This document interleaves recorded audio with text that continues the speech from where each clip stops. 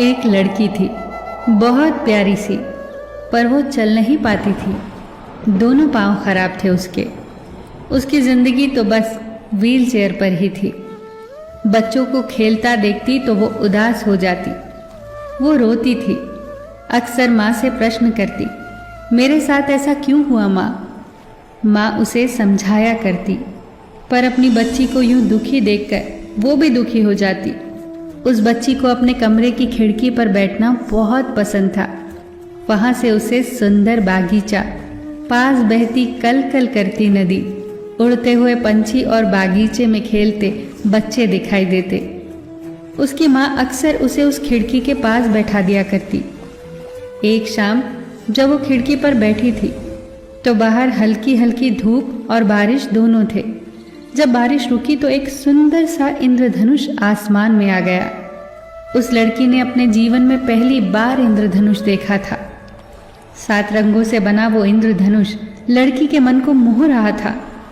वो लड़की इंद्रधनुष निहार रही थी कि बादलों ने सूरज की रोशनी को ढक लिया। लड़की ने जोर से माँ को आवाज लगाई।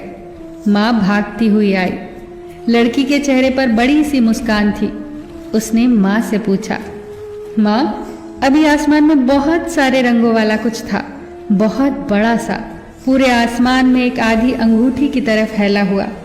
वो क्या था माँ? माँ ने मुस्कुराते हुए कहा, वो इंद्रधनुष था। जब आसमान में धूप और बारिश दोनों होती है तब वो बनता है। लड़की ने उत्सुकता से पूछा, माँ, अगली बार वो जब आएगा ना तो मुझे बहुत देर के लिए उसे देखना है। माँ बोली, इंद्रधनुष थोड़े समय के लिए ही रहता है, पर हम जरूर कोशिश करेंगे उसे बहुत समय के लिए देखने की। अब लड़की इंद्रधनुष बनने की प्रतीक्षा करने लगी। एक बार फिर से वैसा ही मौसम हो गया।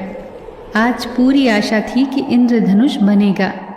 उसकी माँ उसे कार में लेकर पास ही की एक पहाड़ी की चोटी पर पहुंच गई। जब इंद्रधनुष निकला तो पहाड़ी की चोटी से वो इतना खूबसूरत दिखाई दे रहा था कि लड़की की खुशी का ठिकाना न रहा। लड़की अपनी कल्पनाओं में उस इंद्रधनुष के साथ खेलने लगी, उससे बात करने लगी।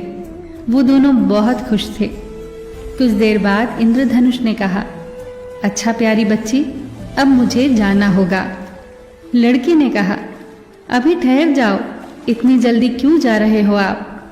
कितने अद्भुत और सुंदर हो आप, सबको इतनी खुशियां देते हो, फिर इतने कम समय के लिए क्यों हो आप? इस पर इंद्रधनुष ने मुस्कुराते हुए उत्तर दिया, जब ईश्वर ने मुझे बनाया था तो यही कहा था कि मेरा जीवन काल बहुत छोटा होगा।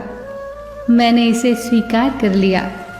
मेरी इसी स्वीकार्यता के कारण मेरा रूप अद्भुत हो गया। मैं बेहद खूबसूरत रंगों से ढक गया। फिर मैंने सोचा कि मेरा जीवन काल छोटा है तो क्या हुआ, मैं इस छोटे से जीवन काल में ही दूसरों को खुशियां दूंगा। लड़की इंद्रधनुष की बातों से बहुत प्रभावित हुई। उसकी बातें लड़की को बार बार याद आती रही। फिर लड़की ने सोचा, ईश्वर ने मुझे जो दिया है उसे मुझे स्वीकार करना चाहिए। मुझे इस विकलांगता को स्वीकार करना चाहिए, जैसे इंद्रधनुष ने किया अपने छोटे से जीवन काल को स्वीकार। मुझे भी इंद्रधनुष की तरह दूसरों को खुशियां देनी चाहिए।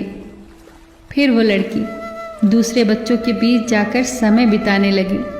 वो खुश रहने लगी और दूसरों की खुशियों का कारण बनने लगी। दोस्तों, जीवन की कुछ परिस्थितियां लॉटरी की तरह होती हैं। किसी की लगती हैं, किसी की नहीं लगती। किसी की 10,000 की लगती है तो किसी की 10 लाख की लगती है। कुछ लोगों का स्वास्थ्य पूरी उम्र खराब रहता है तो कुछ लोगों का काफ़ी स्वस्थ। कोई छोटी आयु वाला होता है तो कोई बड़ी आयु वाला। चाहे परिस्थिति जो भी हो, अगर हमें खुश रहना है ना तो उसकी एक चाबी है, स्वीकृति। जिन विपरीत परिस्थितियों को हम बदल सकते हैं उन्हें बदल डालिए, पर जिन परिस्थितियों को बदला नहीं जा सकता उन्हें स्वीकार कर लीजिए। क्योंकि या तो आप रोकर जिंदगी गुजार सकते हो या हंसकर। तो बेहतर यही होगा कि खुद भी खुश रहो और दूसरों में भी खुशियां बांटो, उस इंद्रधनुष की तरह फिर मिलेंगे दोस्तों अगली वीडियो के साथ। तब तक के लिए अपना ख्याल रखना और हमेशा मुस्कुराते रहना।